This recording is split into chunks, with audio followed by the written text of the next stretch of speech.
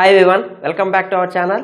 In this video, I will start another type of transformation which is jet transformations. This topic is very important for electrical students because we can use jet transformations and Laplace transformations and Fourier transformations to convert one type of signal to another type of signals.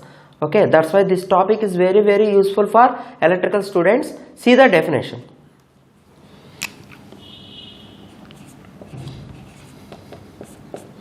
If Un is a sequence, nothing but it represents a function. It represents a function in terms of n.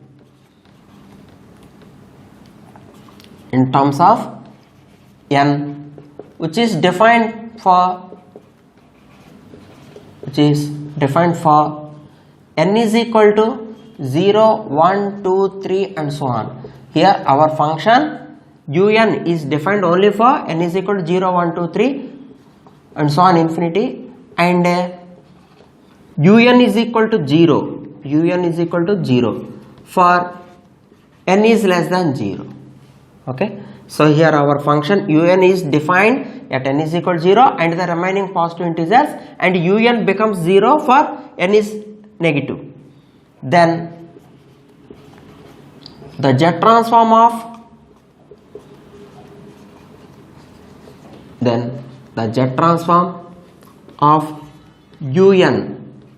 is represented by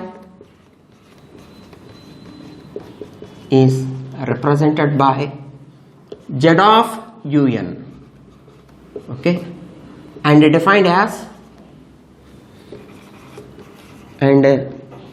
as jet transform of, I will write in the below, jet transform of un is equal to summation n is equal to 0 to infinity un into small z power minus n. Okay, this can also written as sigma n is equal to 0 to infinity un into 1 by z power n. By expanding this infinite series, you will get, what is the first term? By replacing n is equal to 0, you will get u naught only, because 1 by z power 0 is 1.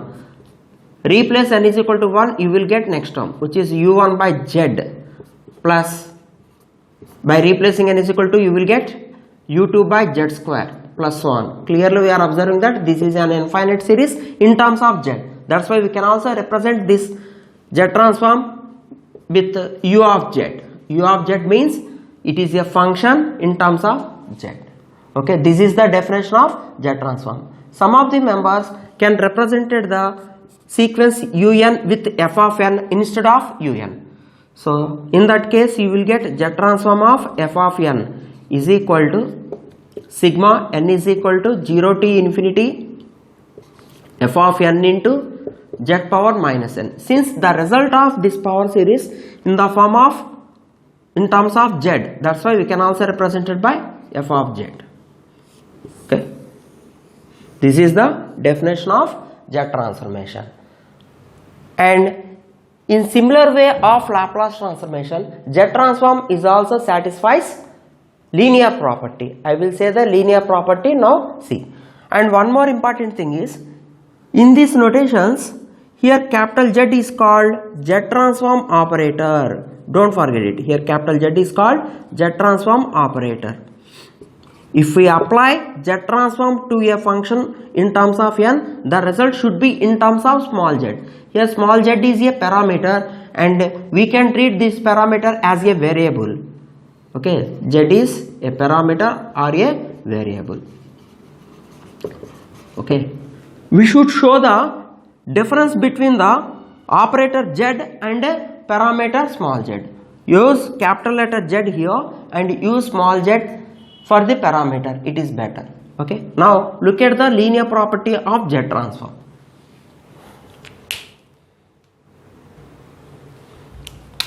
See linear property in Z transformations. Z transform operator is also satisfies linear property, that is z of you can take some constant in the product, non-zero constant k1 into a function in terms of n plus or minus k2 into g of n.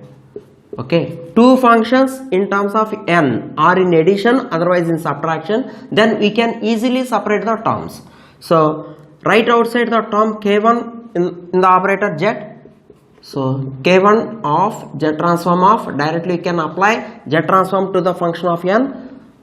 You can write plus or minus 1 according to the given problem, and again take outside the constant k2 to the operator z. You will get k2 into z transform of g of n. So not only for two functions, if more than two functions are in addition, otherwise in subtraction, we can easily separate the terms. That is the linear property. In the next video, I will give some standard results of Z transformations. See.